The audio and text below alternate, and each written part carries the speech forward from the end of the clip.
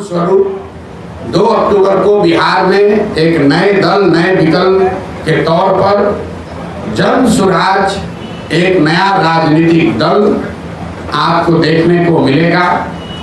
2 अक्टूबर को आपको ये भी पता चलेगा कि इस दल का नेतृत्व किन लोगों के हाथ में होगा। 2 अक्टूबर को इस दल के नाम की, इसके संविधान की और इसके नेतृत्व की घोषणा जन स्वराज से जुड़े हुए हजारों कार्यकर्ताओं, साथियों, इसके बनाने वालों के सामने, मीडिया बंधुओं के सामने इसकी घोषणा की जाएगी। और जैसा कि मैंने पहले बताया था, जन स्वराज दल जब बन रहा है तो ना मैं उसका नेता था, ना मुझे उसका नेता बनना है।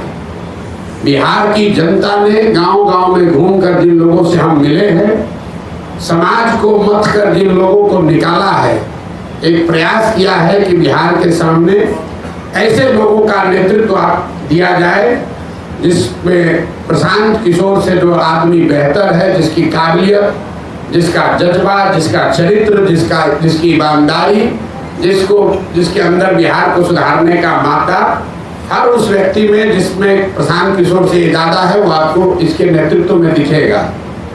तो 2 दिन और अगर आप इंतजार करेंगे तो आपको पता चलेगा कि 2 अक्टूबर को जन स्वराज की लीडरशिप काउंसिल में किन लोगों का चयन हुआ, किन लोगों को जनता ने बताया, और साथ ही पार्टी के अध्यक्ष की घोषणा भी 2 तारीख को की जाएगी।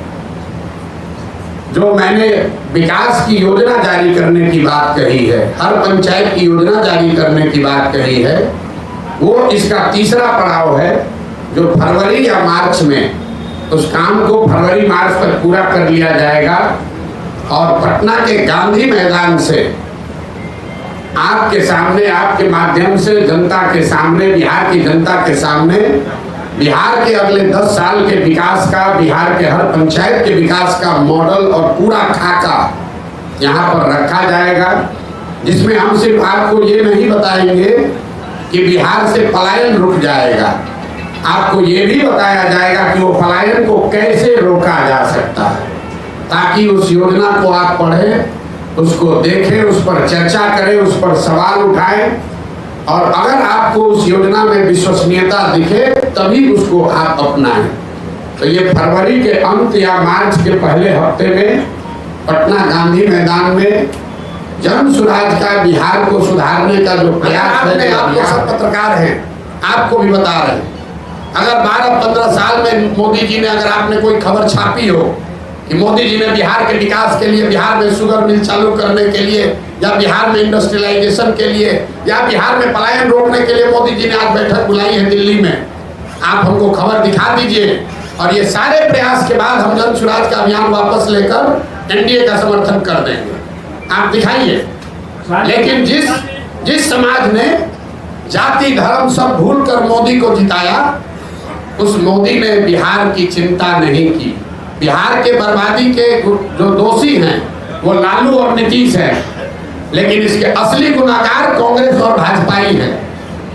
ये क्यों कह रहा हूं मैं? लालू और नीतीश ने बिहार में सत्ता चलाया है, बिहार की जनता ने उनको एक बार जीवन में, लालू जी को 1995 में और नीतीश जी को 2005 में एक ही बार मत दिया।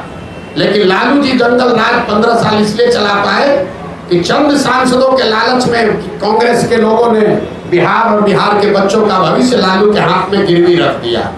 और जो गलती कांग्रेस ने की, वही गलती आज भाजपा कर रही है। ये भाजपा वो दल है जो पूरे देश में, इसके लिए हम लोग कहते हैं कि दूसरे का दल को तोड़कर सांसद विधायक खरीद के सरकार बनाता है। बिहार में उसका 80-75 विधायक है, नीतीश का 43 है, लेकिन यहाँ सरकार नहीं बनाया। यहाँ नीतीश को बैठा दिया है ताकि हमको 12-15 एमपी मिलता रहे। तो भाजपा ने भी वही गलती की है जो कांग्रेस ने किया। कांग्रेस ने हम लोग के बच्चों का भविष्य लालू के हाथ में बेचा, भाजपा वाले हम लोग का भविष्य नीतीश के हाथ में बेचे हैं, और परिणाम भी वही होगा। जैसे कांग्रेस सिरे से बिहार में खत्म हो गई, लालू और नीतीश का कुछ भी हो, भाजपा यहाँ सिरे से खत्म हो जाएगी। नेतृत्व ऑलरेडी आप देख रहे हैं भाजपा बिहार में नेतृत्व विहीन पहले से हो गई है, कुछ नहीं बचा है। भाजपा के जो यहाँ अध्यक्ष बने हैं, हम आपको आपके मन से बता रहे हैं, सुन लीजिए, उसके बाद लेंगे, 1 घंटा बैठे हुए। भाजपा के जो अध्यक्ष बने हैं, बिहार के किसी गांव में चल के खड़ा हो जाए, उसमें से 10% आदमी भी नहीं कह सकता है ये आदमी कौन है। ये भाजपा के नेतृत्व का देखिए स्थिति। जो भाजपा के अभी अध्यक्ष है, उसको बिहार में 10% आदमी पहचानता नहीं है कि आदमी है कौन। अब भाजपा उनके जरिए बिहार सुधारना चाहती है, ये दिखाता है। यही काम कांग्रेस ने किया था, उन्होंने अपने नेतृत्व को खत्म करके लालू के हवाले कर दिया। तो भाजपा ने अपने नेतृत्व को, उसमें भाजपा में भी जो काबिल आदमी है उसको सबको हटा के और ऐसे लोगों को दिया है जो नीतीश का धोखा ढोते रहे, उसके पीछे चलते रहे। 3 S, शराबबंदी, सर्वे और स्मार्ट मीटर, ये 3 आखिरी कील है नीतीश कुमार के राजनीतिक ताबूत में। ये सिरे से इनको साफ कर देगा। ये जो सर्वे शुरू कराया है, हर अंचल में लोग बता रहे हैं, खतियान निकालने के लिए, अपना खतियान निकालने के लिए लोगों को 5,000 रुपया लग रहा है। जब से सर्वे शुरू हुआ है, प्रखंड के स्तर पर लोग बता रहे हैं कि 50 लाख से 1 करोड़ रुपया की वसूली हो चुकी। शराबबंदी का यही हालत है, हर प्रखंड से करोड़ों रुपया शराब माफिया और भ्रष्ट अफसर कमा रहे हैं। और स्मार्ट मीटर में गरीब के गले को दबाकर उसके घर में कहा जा रहा है तुम अंधेरे में रहो, लेकिन स्मार्ट मीटर स्वीकार करो। ये तीनों S नीतीश कुमार के राजनीतिक ताबूत का 3 कील है जो इनको पूरी तरीके से खत्म कर देगा। अभी रोके हैं ना सर्वे, दम है तो जरा सर्वे करके दिखा ले। हमने सबसे पहले कहा कि 6 महीने में घर घर में झगड़ा होगा, गांव में गोली चलेगी। ये आदमी सर्वे भूमि सुधार नहीं है। जब लैंड का रिकॉर्ड ही आपके पास नहीं है तो आप लोगों से क्यों मांग रहे हैं कि वंशावली बना के लाओ?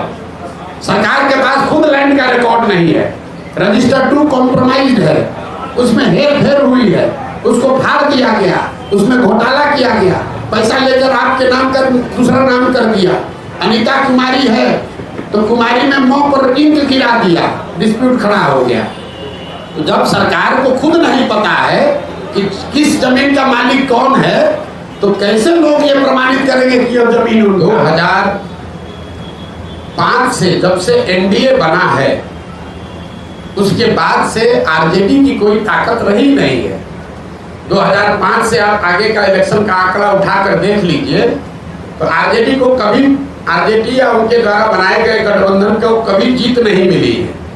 महागठबंधन का एक अपवाद छोड़ दिए जिसमें हम लोगों ने मदद की थी, उसमें भी आरजेडी जूनियर पार्टनर ही था। नीतीश जी के चेहरे पर चुनाव लड़ा था, आरजेडी के नाम पर चुनाव नहीं लड़ा गया था। और अभी का लोकसभा का चुनाव देख लीजिए, इस लोकसभा चुनाव में 176 विधानसभा में भाजपा और एनडीए को बढ़त है। तो हमारा अगर मुकाबला है तो जो 176 में आगे है उससे मुकाबला होगा कि जो 50 सीट में आगे है उससे मुकाबला होगा। तो ये तो हमारे आकलन का विषय नहीं है, ये तो फैक्ट है। किसने कह दिया आपको? भाई ऐसा है, अब अपने हिसाब से कहिएगा क्या लोकसभा में कितना सीट है आरजेडी को? 2014 में आरजेडी को 5 से कम सीट था, 2014 में 0 सीट था, 2019 में 4 सीट मिला। और आप लोग बता रहे हैं बाप रे कितना बड़ा दल है आरजेडी। आरजेडी, एक बात ध्यान रखिए आप लोग, आरजेडी अपने दम पर, लालू जी से बहुत बड़े नेता हैं, लेकिन लालू जी अपने दम पर बिहार जीवन में सिर्फ एक ही बार जीते हैं, एक ही बार जीते हैं। दोबारा बिहार की जनता ने लालू जी को बहुमत नहीं दिया है। तो एक बड़ा दल का ढोंगा बिहार के दूसरे कोने में जाकर बताइएगा, हमको मत समझाइए। कितना उनको दम है वो हमको मालूम है। और वो दम का आधार क्या है? दम का आधार यह है 18% मुसलमान, जिसको आप 20 बरस से डरा रहे हैं कि अगर हमको वोट नहीं दोगे तो भाजपा आ जाएगी। आपने मुसलमानों के लिए किया कुछ नहीं, उसको भागीदारी नहीं दी, उसको हिस्सेदारी नहीं दी, उनके बच्चों के पढ़ाई की चिंता नहीं की, उनको लालटेन में किरासन तेल बनाकर जला रहे हो, रोशनी अपने घर में कर रहे हो। उसको अगर हटा दीजिएगा तो कितने लोग बिहार के हैं जो राजनीति के समर्थन में, आप बता दीजिए, आपको ज्यादा जानकारी है।